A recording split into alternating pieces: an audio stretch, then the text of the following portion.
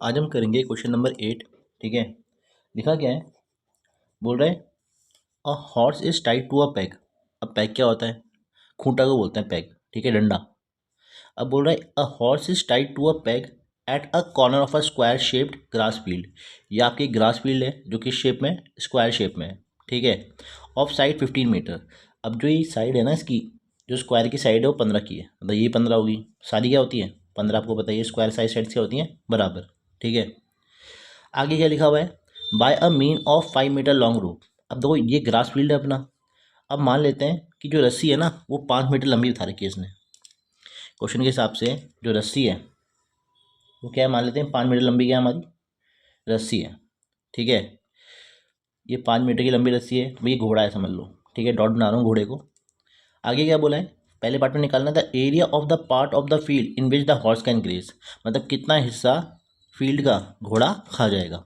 अब दिमाग लगाओ, घोड़ा यहाँ से लेकर के यहाँ तक ही पहुँच पाएगा, तो ये वाला एरिया खाएगा ना घोड़ा, यही घास खा पाएगा, इससे आगे तो खा नहीं पाएगा। तो इतना एरिया करके पाएगा वो खा पाएगा।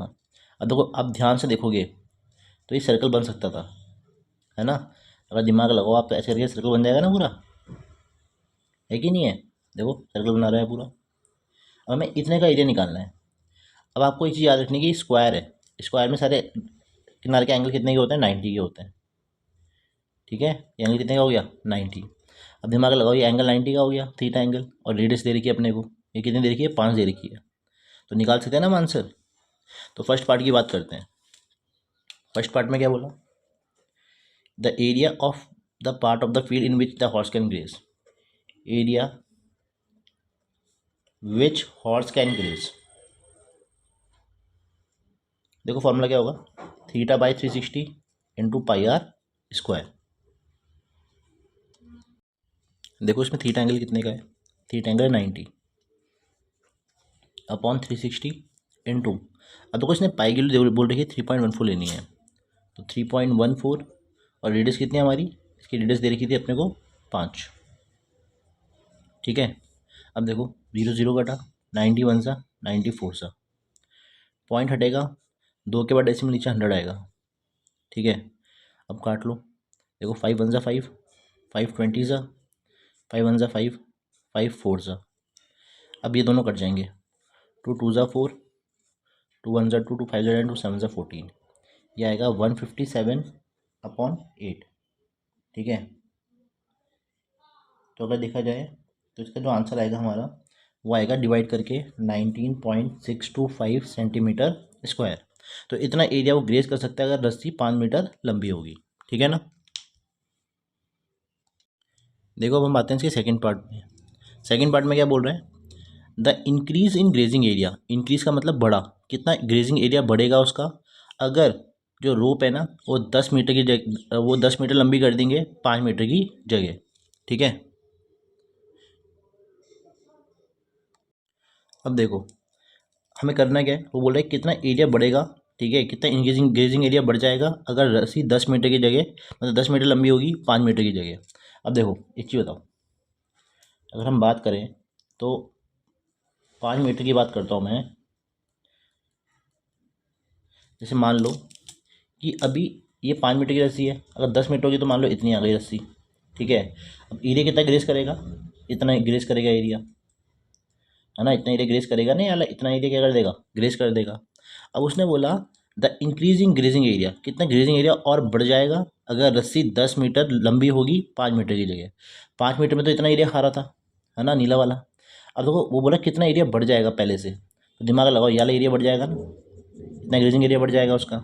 ठीक है, तो पहले मैं निकालता हूँ। देखो मुझे निकालना है कितना ग्रेजिंग एरिया बढ़ गया, तो पहले मैं निकालता हूँ area which horse can graze. ठीक है, if rope is 10 metre long, अगर 10 मीटर लंबी रस्सी होगी तो कितना खा सकता है वो। तो फार्मूला तो वही होगा, theta by 360 into pi r square. Theta की वैल्यू कितनी है, देखो 90 है, अपॉन 360।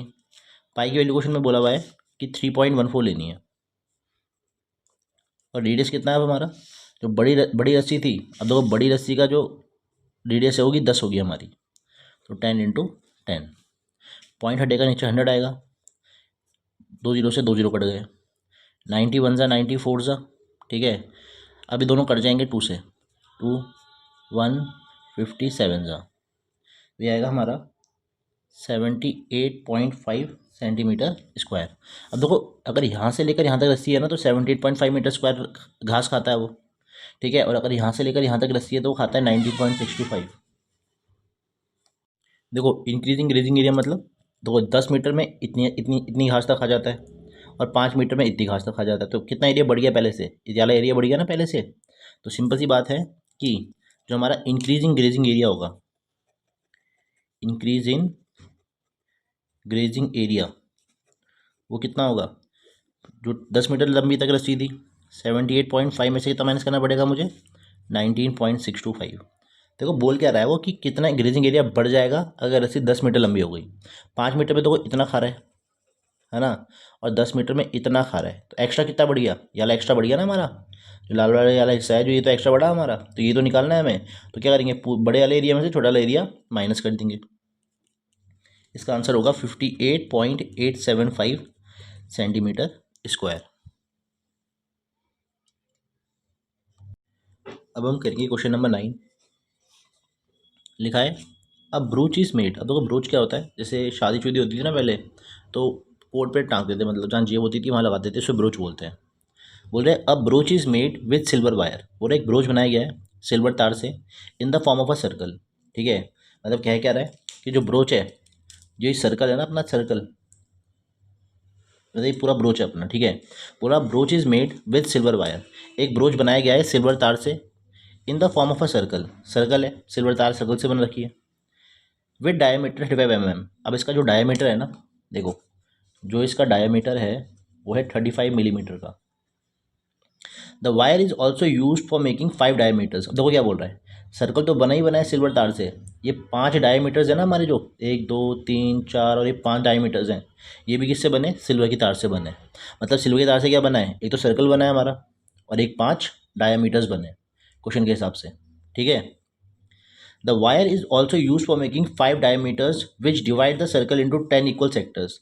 बोल रहे जो तार है ना, तार क्या कर दिए 10 इक्वल सेक्टर्स में क्या कर दिए, सर्कल को बांट दिए। तो एक सेक्टर, अगर ध्यान से देखें हम लोग, तो हमारा एक सेक्टर तो ये वाला हो गया, देखो जैसे एक सेक्टर मान लो ये वाला हो गया, ये वाला है ना, एक सेक्टर मान लो ये वाला हो गया, ऐसे दूसरा सेक्टर ये वाला हो गया, तीसरा ये हो गया, चौथा पांचवा छठा सातवां आठवां नौवां और 10वां, ये सारे इनके सारे एंगल्स क्या हैं, सबके बराबर हैं, इक्वल सेक्टर्स बन रहे हैं, ठीक है।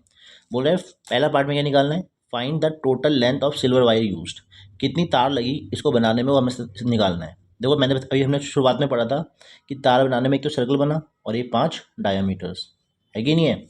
अब निकालता हूँ मैं, फर्स्ट पार्ट है हमारा लेंथ ऑफ वायर यूज्ड, कितनी तार लगी इसको बनाने में।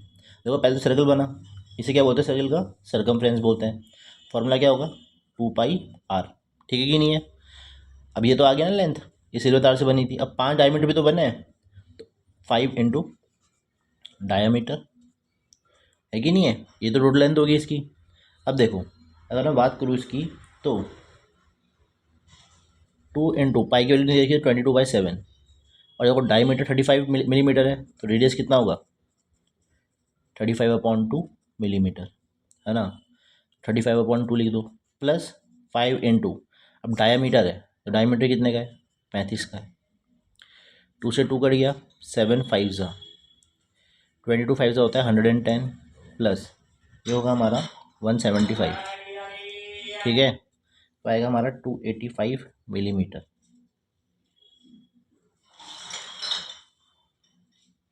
ठीक है ना। ये हमारा क्या आ जाएगा, लेंथ ऑफ वायर यूज, कितनी तार इस्तेमाल की गई थी इसको बनाने में, सिल्वर वायर की बात कर रहे हैं। अब हम बात करते हैं सेकंड पार्ट की। लिखा है the area of each sector of the broach, मतलब हर सेक्टर का एरिया कितना हो, चला इसका एरिया निकालना है। अब हमको पता क्वेश्चन में दे रखा था कि ये क्या करा हुआ है 10 बराबर सेक्टर्स में बटा हुआ है ना। तो पहले मैं निकालूंगा angle of each sector, her sector में एंगल कितने डिग्री का है। तो दिमाग लगाओ पूरा एंगल कितने का होता है 360 का, और ये 10 तो 10 इक्वल सेक्टर्स में बटा हुआ है नहीं है, तो 10 बराबर हिस्से हैं, डिवाइड बाय 10 कर दो, तो एक सेक्टर का एंगल कितना डिग्री का आएगा 36 डिग्री का। ठीक है। अब हम निकालेंगे area of each sector of broach. ये होगा θ/360 इंटू पाई आर स्क्वायर। अब देखो थीटा कितना है मेरा 36 आया अपॉन 360। पाई कितने ही दे रखा था 22/7 और रेडियस कितना था मेरा 35/2। अब काटते हैं देखो 36 वन ज़ा 36 टेन ज़ा, ठीक है, 2 11 ज़ा 7 वन ज़ा 7 फाइव ज़ा, अब 5 वन ज़ा 5 टू ज़ा, तो ये आएगा हमारा 11 और 35 को मल्टीप्लाई करोगे तो आएगा 385। 2 टू ज़ा होता है 4। इसका आंसर आएगा हमारा इतना मिलीमीटर स्क्वायर। ये एरिया है तो वो स्क्वायर में आने वाला है, ठीक है। ये क्वेश्चन यहीं पर ख़त्म हुआ। अब हम करेंगे क्वेश्चन नंबर 10। क्या लिखा हुआ है, एन अम्ब्रेला हैज़ 8 टिप्स। कभी आपने छाता देखा होगा, ये मान लो डंडी है, ठीक है, फिर यहाँ से देखा होगा तो अपनी ऐसे करके डंडी निकलती है, 1 2 3 4 ऐसे करके निकलती है ना। ऐसे 8 डंडी निकली हुई है उसके अंदर, ठीक है। तो बोलता है an umbrella has 8 ribs which are equally spaced. अब क्या करा है, उसे मान लो अम्ब्रेला है, ये डंडी है अम्ब्रेले की, और यहाँ पर क्या है डंडी निकली हुई है ऐसे करके, और फिर कपड़ा लगाया रहता है ना उसके ऊपर। अब हमने क्या करा, डंडा हटाया और उसको नीचे रखा और दबा दें यूँ करके। जब दबाया तो ऐसे सर्कल ऐसा बन गया फिगर, ठीक है। अब बोल रहा है कि एक अम्ब्रेला है जिसके 8 ट्रिप्स हैं, तो ड्रिप्स मतलब ये डंडे, ये ट्रिप्स हो गई इसकी 8 ट्रिप्स है हमारे पास, ठीक है। विच आर इक्वली स्पेस, मतलब दूरी क्या है, दो के बीच में दूरी क्या है, बराबर है। हर इसके बीच में दूरी क्या है, बराबर है। Assuming umbrella to a flat circle, बोला मान लेते कि ये क्या बन गया हमारा, एक फ्लैट सर्कल बन गया और इसकी जो रेडियस है वो है 45 centimetre. Find the area between two consecutive ribs. जैसे मान लो एक रिप हो गई और एक ये रिप हो गई, इनके बीच का निकालना है हमें, एरिया निकालना है, ठीक है। मतलब यार ऐसा निकालना है कि भाई ये कितना होगा, दो कॉन्जिक्यूटिव रिप के बीच का क्या निकालना है, एरिया निकालना है ऑफ द अम्ब्रेला, ठीक है। अब देखो दिमाग लगाओ, अगर मुझे एरिया निकालना, मुझे पता है सर्कल बनाया था ना इसने, तो पहले मुझे एंगल निकालना पड़ेगा ना, ठीक है। तो हम लिखेंगे angle between two consecutive ribs. दो कॉन्जिक्यूटिव रिप्स के बीच में एंगल कितने डिग्री का होगा, दिमाग लगाओ, ये पूरा एंगल कितने का होता है 360 का। कितने बराबर हिस्सों में बताइए, 1 2 3 4 5 6 7 और ये 8 हिस्सों में बटा, तो 8 से डिवाइड कर दो क्योंकि 8 बराबर हिस्से हैं, तो आएगा हमारा 45 डिग्री। तो बता ये एंगल कितने डिग्री का हो गया, 45 डिग्री का हो गया। अब मैं निकाल लूँगा area between two consecutive ribs, तो फॉर्मूला तो वही रहेगा ना हमारा, θ/360 इंटू पाई आर स्क्वायर। देखो थीटा एंगल कितने डिग्री का था इसमें, 45 का, अपॉन 360।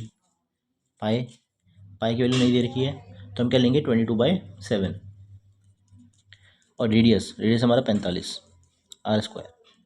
देखो 5 से काट लो, 5 से 5 9 से 45, 5 7 से 35, 5 2 ज़ा 10, 9 1 ज़ा 9 8 ज़ा 2 4 ज़ा 8 2 11 ज़ा, ठीक है। अब नहीं कटता तो 4 9 से कटता है ना, 7 इन सब से कटता है, तो मल्टीप्लाई कर लो। इसका आंसर आएगा 2275 अपॉन 4 7 ज़ा 28 सेंटीमीटर स्क्वायर। इतना एरिया है दो कॉन्जिक्यूटिव रिब्स के बीच में। अब हम करेंगे क्वेश्चन नंबर 10। क्या लिखा हुआ है, एन अम्ब्रेला हैज़ 8 ट्रिप्स। कभी आपने छाता देखा होगा, ये मान लो डंडी है, ठीक है, फिर यहाँ से देखा होगा तो अपनी ऐसे करके डंडी निकलती है, 1 2 3 4 ऐसे करके निकलती है ना। ऐसे 8 डंडी निकली हुई है उसके अंदर, ठीक है। तो बोलता है an umbrella has 8 ribs which are equally spaced. अब क्या करा है, उसे मान लो अम्ब्रेला है, ये डंडी है अम्ब्रेले की, और यहाँ पर क्या है डंडी निकली हुई है ऐसे करके, और फिर कपड़ा लगाया रहता है ना उसके ऊपर। अब हमने क्या करा, डंडा हटाया और उसको नीचे रखा और दबा दें यूँ करके। जब दबाया तो ऐसे सर्कल ऐसा बन गया फिगर, ठीक है। अब बोल रहा है कि एक अम्ब्रेला है जिसके 8 ट्रिप्स हैं, तो ड्रिप्स मतलब ये डंडे, ये रिप्स हो गई इसकी 8 ट्रिप्स है हमारे पास, ठीक है।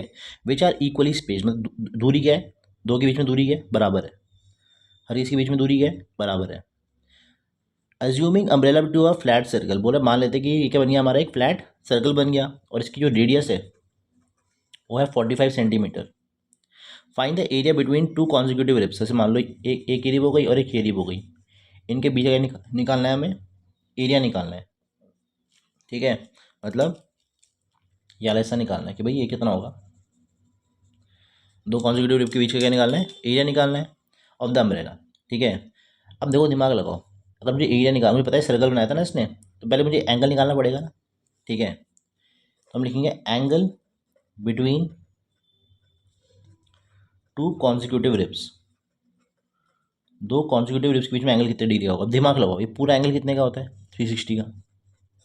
कितने बराबर हिस्सों में बटाइए, 1 2 3 4 5 6 7 और ये 8 हिस्सों में बटा, तो 8 से डिवाइड कर दो क्योंकि 8 बराबर हिस्से हैं, तो आएगा हमारा 45 डिग्री।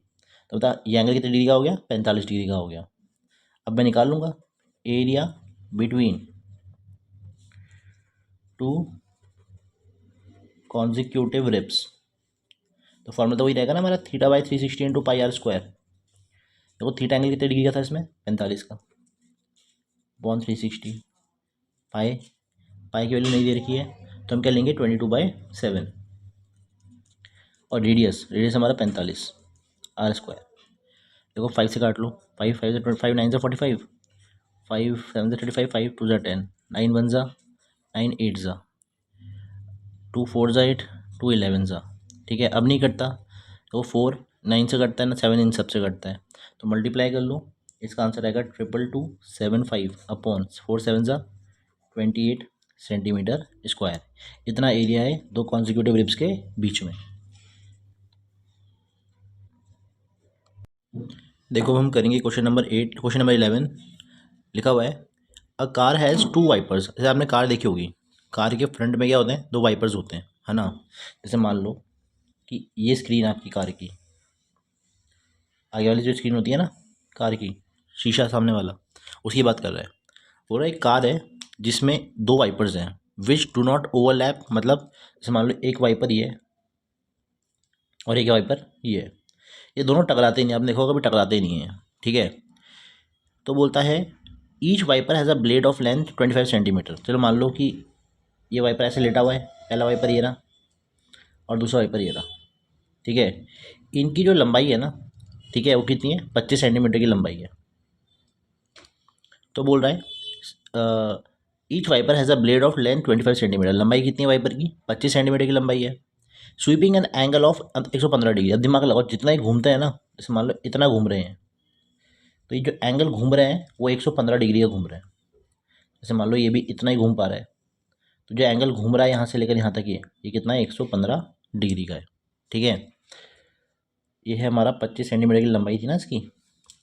बोल रहे find the total area clean at each sweep of the blade, मतलब एक बार घूमने में पूरा, दोनों एक बार घूमने में कितना एरिया क्या करते हैं, क्लीन करते हैं, ठीक है। अब दिमाग लगाओ, अगर मैं इसे पूरा करता, इस डायग्राम को अगर मैं पूरा करूँ यूँ करके, ये अपना सर्कल नहीं बन जाएगा। तो हमें क्या करना है, सर्कल का इतना एंगल वाला एरिया निकालना है हमें, है ना। अब देखो क्या निकालना है हमें, एरिया क्लीन्ड, ठीक है, बाय वन ब्लेड। पहले एक ब्लेड का निकालते हैं कि एक ब्लेड कितना एरिया क्या करती है, क्लीन करती है। तो फॉर्मूला क्या होगा, theta upon 360 into pi r square. अब इसने खुद ही बोला है कि जो थीटा एंगल है हमारा 115 डिग्री को क्लीन करती है, तो 115 अपॉन 360 इंटू पाई नहीं दे रखा है तो 22/7, और इसका रेडियस क्या होगा, दिमाग लगाओ, ये हमारा रेडियस होगा ना सर्कल का, सर्कल बनता है पूरा, है तो 25 हो गया रेडियस। अब काटते हैं इसको, ठीक है। तो अगर मैं काटूँ इसे, तो ये 5 से कट सकता है, 523 ज़ा 572 ज़ा, और कुछ कटता है ये 2 से कट जाएगा, 236 ज़ा 211 ज़ा। अब तो मुझे कुछ दिख नहीं रहा करते हुए। तो देखो आप इन सबको मल्टीप्लाई करोगे तो ये आएगा आपका 158,125 अपॉन 36 7 ज़ा होता है 252 सेंटीमीटर स्क्वायर। ये तो एक ब्लेड क्लीन कर रहा है ना हमारा, ये तो एक ब्लेड का एरिया आया जितना क्लीन करा, ठीक है। तो हमें क्या निकालना है, total area clean at each of the blade, दो मतलब दोनों का निकालना है, टोटल मतलब है दोनों का निकालना है। तो हम लिखेंगे total area cleaned by both blades.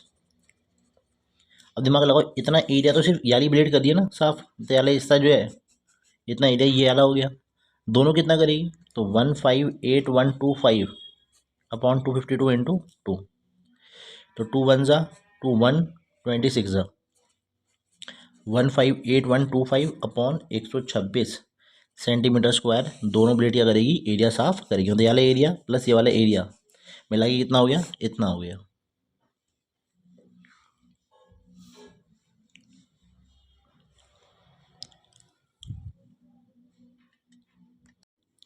अब हम करेंगे क्वेश्चन नंबर 13। ठीक है, देखो ये वाला जो क्वेश्चन है ना, ये बहुत ही इंपॉर्टेंट है। ठीक है, तो ये क्या लिखा हुआ है, अ राउंड टेबल कवर, जैसे घर में टेबल होता है ना गोल वाला टेबल, तो उसके ऊपर कवर नहीं लगाते, तो मान लो ऐसे ही कवर है। तो बोलता है has 6 equal design as shown in the figure. उसमें क्या दे रखे हैं, 6 इक्वल डिज़ाइन दे रखे हैं, तो वो डिज़ाइन ये वाले हैं, ये आपकी क्या है, डिज़ाइन है। ठीक है, if the radius of the cover is 28 centimetre, बोला इसका जो रेडियस है ना वो 28 सेंटीमीटर का है। अब तो मान लो सेंटर है, तो याद रखना यहाँ से लेकर के एंड तक, मतलब ये लंबाई 28 होगी, क्योंकि सर्कल से एंड पॉइंट तक ही रेडियस होती है अपनी। वैसे ये भी क्या एक रेडियस है, ये भी क्या एक रेडियस है, ये भी रेडियस, ये भी रेडियस और ये भी रेडियस। ठीक है, बोल रहा है एक राउंड टेबल है, कवर है, उसके 6 इक्वल डिज़ाइन है, 1 2 3 4 5 6 इक्वल डिज़ाइन है। ठीक है, तो बोलता है as shown in the figure, if the radius of the cover is 28 centimetre, radius दे रखी है कवर की 28 की, find the cost of making the design. बोल रहा है ये डिज़ाइन बनाने में ना, लाल लाल वाले जो डिज़ाइन है उसे बनाने में कितने रुपये लगेंगे, अगर 1 सेंटीमीटर स्क्वायर पे लगते हैं 0.35 रुपीज़। तो मतलब मुझे डिज़ाइन का क्या निकालना पड़ेगा, एरिया निकालना पड़ेगा, है ना, ये निकालना पड़ेगा ना भाई, सारे डिज़ाइन का एरिया कितना है मिला करके, फिर उसे इससे मल्टीप्लाई कर दो, आ जाएगी कॉस्ट। और बोल रहा है रूट 3 की वैल्यू कितनी है, 1.732। अब कैसे करेंगे ये वाला क्वेश्चन, तो देखो पहले हमें क्या करना है, ये वाला एरिया निकालना है। अब ये कैसे निकाल सकते हैं, तो देखो ये हमें पता ही क्या है, एरिया ऑफ सेगमेंट एक तरीके से, तो हम क्या करेंगे, एरिया से मान लो इसको ले लेता हूँ मैं, चलो पहले यारा ले रहा हूँ मैं। ठीक है, मैं इस डिज़ाइन का एरिया निकाल रहा हूँ, अब ध्यान से देखना आप। पहले मैं एरिया ऑफ सेक्टर निकालूंगा, उसमें से एरिया ऑफ ट्रायंगल अगर मैं माइनस कर दूँ तो एरिया ऑफ डिज़ाइन आ जाएगा ना, एक डिज़ाइन का एरिया आ जाएगा मेरा। अब कैसे निकालेंगे भाई, ना इसमें एंगल दे रखे हैं, रेडियस दे रखी है 28 की दे रखी है, ये भी 28 है और ये भी क्या है 28। तो नाम दे देते हैं ओ ए बी और इस पॉइंट में नाम देते हैं सी। तो पहली बात तो मैं निकालता हूँ एंगल कितना है। अब देखो 6 इक्वल डिज़ाइन बना रहा था, इसने बोलता ना 6 इक्वल डिज़ाइन बना रहे हैं, मतलब 6 बराबर इसने 1 2 3 4 5 6, मतलब 6 बराबर एंगल है। तो पहले मैं एक सेक्टर का निकालता हूँ, एंगल निकालता हूँ, एंगल ऑफ ईच सेक्टर निकालता हूँ मैं। तो दिमाग लगाओ, पूरा एंगल कितने का होता है, 360 का, पूरा एंगल 360 का है। कितने डिज़ाइन बने इसमें, 1 2 3 4 5 6, 6 बने ना डिज़ाइन, डिवाइड बाई 6 कर दो तो कितना आ जाएगा 60 डिग्री का। मतलब ये एक एक हर एंगल कितने डिग्री का होगा, 60 का होगा, ये 60 ये 60 ये 60 ये 60 ये 60 ये 60 और दिव्यांश 60, है ना, 60 का होगा ये वाला एंगल। अब देखो, अब वो बोल रहा है कि हमें ना डिज़ाइन का एरिया निकालना है, तो सिंपल सी बात है, एरिया ऑफ सेक्टर में से एरिया ऑफ ट्रायंगल करना पड़ेगा माइनस। तो पहले मैं निकालता हूँ एरिया ऑफ सेक्टर निकालता हूँ। सेक्टर का नाम क्या है, O A C B, O A C B. तो फॉर्मूला क्या होगा, theta by 360 into pi r square. Theta कितना है इसमें, तो देखो थीटा है हमारा 60 डिग्री एंगल अपॉन 360, पाई की वैल्यू उसने बोला है 1.732 लिखनी है हमें। ठीक है,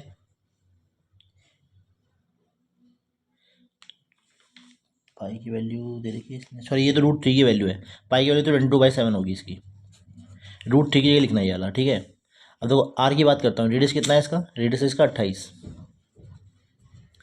मैं गलती से कन्फ्यूज हो गया था कि ये पाई की वैल्यू है, ये रूट 3 की वैल्यू दे रखी है।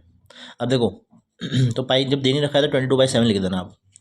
देखो 61 ज़ा 66 ज़ा, ठीक है, 7 1 ज़ा 7 4 ज़ा 2 3 ज़ा 2 2 ज़ा। तो इसका आंसर आएगा हमारा, अगर आपसे डिवाइड करोगे तो इसका आंसर आएगा 410.67 सेंटीमीटर स्क्वायर। ठीक है, अब इन सबको मल्टीप्लाई करना, डिवाइड बाय 3 कर देना, तो इतना आंसर आएगा अप्रॉक्स वैल्यू आपकी। ठीक है, अब हमने सेक्टर का एरिया तो निकाल दिया, अब क्या निकालना है, ट्रायंगल का एरिया। अभी ट्रायंगल के बारे में तो पता ही नहीं है ना, ये राइट एंगल ट्रायंगल होता है, डाल देता मैं half base into height, right तो है नहीं है। अब मुझे पहले ना देखो याद रखना, जब बीच में 60 आता है ना तो पक्का इसने इक्वलिटरली बनना है, ये तो बात तो पक्की है।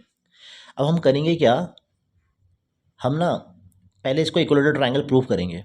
कैसे करेंगे, तो देखो आप, हम लिखेंगे in triangle A O B triangle लिया मैंने। ठीक है, ये याद रखना आपको प्रूव करना होता है सारे क्वेश्चन पे, ये क्वेश्चन एग्जाम में आता है। पहली बात, ओ ए किसके बराबर है, ओ बी के बराबर है। कारण क्या है भाई, क्योंकि दोनों सर्कल की क्या है, एक ही सर्कल की रेडियस है, तो रेडियाई ऑफ सेम सर्कल। अब दिमाग लगाओ, अगर ओ ए के सामने कौन सा एंगल है, ये वाला, और ओ बी के सामने कौन सा एंगल है, ये वाला। अगर साइड्स बराबर है तो उसके उल्टा एंगल्स भी क्या होते हैं, बराबर। तो ओ ए के सामने ये वाला एंगल है, एंगल ओ बी है, और ओ बी के सामने वाला एंगल है angle O A B. Reason क्या होगा? Angle opposite to equal sides are equal. ठीक है, तो देखो मान लेता हूँ, चलो मान लेते हैं लेट एंगल ओ बी ए और ओ ए बी को कितना मान लेते हैं हम लोग? एक्स मान लेते हैं। ये भी एक्स है और ये भी क्या है? एक्स है। अब मुझे एक चीज़ बताओ, ट्राइंगल के तीनों एंगल का सम कितना होता है? 180 होता है ना? तो angle A O B plus angle O B A plus angle O A B बराबर कितना होगा? 180 डिग्री होगा। एंगल सम प्रॉपर्टी है ना, सारे एंगल को प्लस करिए 180 आएगा हमारा। ए ओ बी कितना है? देखो ए ओ बी अल्लाह एंगल है 60 का। ओ बी है, देखो ओ बी और ओ ए बी को कितना मानता मैंने? एक्स। तो 60 प्लस 2x बराबर 180 हो गया हमारा। 2x बराबर हो गया मेरा 180 में से 60 माइनस कर दो, 120 हो गया 2x। x बराबर हो गया 120 अपॉन 2, 60 डिग्री का। मतलब ये भी 60 आ गया और ये भी क्या आ गया मेरा? 60। अब जब तीनों एंगल ट्राइंगल 60 हो गए, therefore triangle A O B is an equilateral triangle. ठीक है, इतनी बात समझ में आ गई। अब देखो, अगर मुझे डिज़ाइन का एरिया निकालना है तो सिंपल सी बात है कि मुझे क्या करना पड़ेगा? सेक्टर के एरिया में से ये ट्राइंगल का एरिया माइनस करना पड़ेगा। अब मैंने सेक्टर का एरिया तो निकाल रखा है यहाँ पर, अब मैं ट्राइंगल का एरिया निकालूंगा। और ये ट्राइंगल कौन सा है? इक्विलेटरल ट्राइंगल है। तो कैसे निकालेंगे इसका एरिया? तो देखो, जो एरिया ऑफ इक्विलेटरल ट्राइंगल होता है वो होता है √3/4 ए स्क्वायर होता है। तो मैं डालूंगा उसका फॉर्मूला और आंसर निकाल दूंगा। ठीक है, अब देखो, अब मैं निकालता हूँ एरिया ऑफ इक्विलेटरल ट्राइंगल, नाम है ओ ए बी। तो एरिया ऑफ इक्विलेटरल ट्राइंगल का फॉर्मूला क्या होता है? √3/4 ए स्क्वायर। अब देखो √3 की ना इसने वैल्यू दे रखी थी, तो जो √3 की वैल्यू है वो है 1.732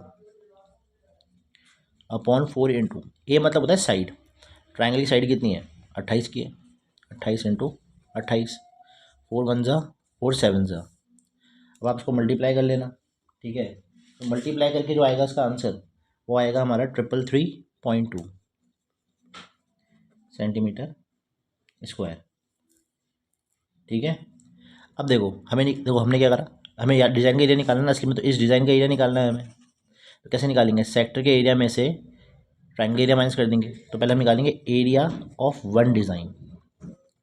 6 डिज़ाइन है ना इसमें, 1 2 3 4 5 6, पहले एक का निकालता हूँ मैं। तो क्या होगा? Area of sector O A C B minus area of triangle O A B. अब देखो सेक्टर का एरिया कितना आया था मेरा? सेक्टर का एरिया था मेरा 410.67 और area of triangle O A B कितना आया था? अभी निकाला मैंने, 333.2 निकाला था मैंने। ठीक है, अब क्या कर देंगे? इसको माइनस कर देंगे। तो जब माइनस करेंगे तो आएगा हमारा 77.47 सेंटीमीटर स्क्वायर। ये तो हमारे एक डिज़ाइन का एरिया है ना। अभी हम निकालेंगे एरिया ऑफ 6 डिज़ाइन, कोई 6 डिज़ाइन है इसमें, वो होगा 77.47। तो एक डिज़ाइन का एरिया है, मल्टीप्लाई बाई 6 कर दो, यह आएगा हमारा 464.82 सेंटीमीटर स्क्वायर। इतना क्या है हमारा एरिया आ गया, कि पूरा एरिया जो है ना डिज़ाइन का, इसका इसका इसका इसका इसका इसका मिला के कितना आ गया? 464.82। अब उसने क्या बोला कि क्या कॉस्ट होगी इसको बनाने में? उसने बोला बताओ कॉस्ट ऑफ मेकिंग डिज़ाइन। अब दिमाग लगाओ, उसने बोला 0.35 पर सेंटीमीटर स्क्वायर, मतलब 1 सेंटीमीटर स्क्वायर 0.35 का बनता है। तो 464.82 कितने का बनेगा? तो मल्टीप्लाई कर दो 0.35 से। हर समय चीज़ याद रखना, पॉइंट के बाद ना हर समय 2 नंबर आएंगे, क्योंकि जो पैसा होता है मैक्सिमम कितना होता है? 99 होता है। ठीक है, तो इसका आंसर आएगा हमारा 162.69। आप मल्टीप्लाई कर लेना, 162.69 रुपीज़ ये हमारी कॉस्ट लगेगी इसको बनाने के लिए। ये क्वेश्चन बहुत इंपॉर्टेंट है, ये पक्का आएगा।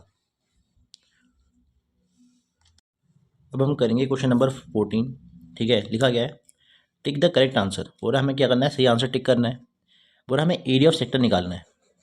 ठीक है, देखो थीटा एंगल दे रखा है पी और जो रेडियस है वो है आर। रेडियस हमारी बड़ी आर। अब दिमाग लगाओ, हमें एरिया निकालना है। तो एरिया का फॉर्मूला क्या होता है? θ/2।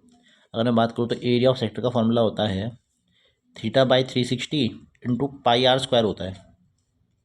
थीटा एंगल से बोला है पी है अपॉन 360 इंटू पाई बड़ा, देखो इसमें रेडियस कितना है? बड़ा आर स्क्वायर। अब देखो क्या बोला है, कौन सा ऑप्शन मैच करेगा? अब दिमाग लगाओ, 2πr तो नहीं होता है एरिया का फॉर्मूला, ये हो सकता है, 2 पाई आर भी नहीं होता है क्योंकि सर्कमफ्रेंस का फॉर्मूला होता है। अब इन दोनों में ऑप्शन में से एक हो सकता है। अब इसने बोला देखो P/360 है, P/180 इंटू πr², देखो ये तो सेम आ रहा है लेकिन ये अलग आ रहा है, तो ये क्या हो गया, गलत।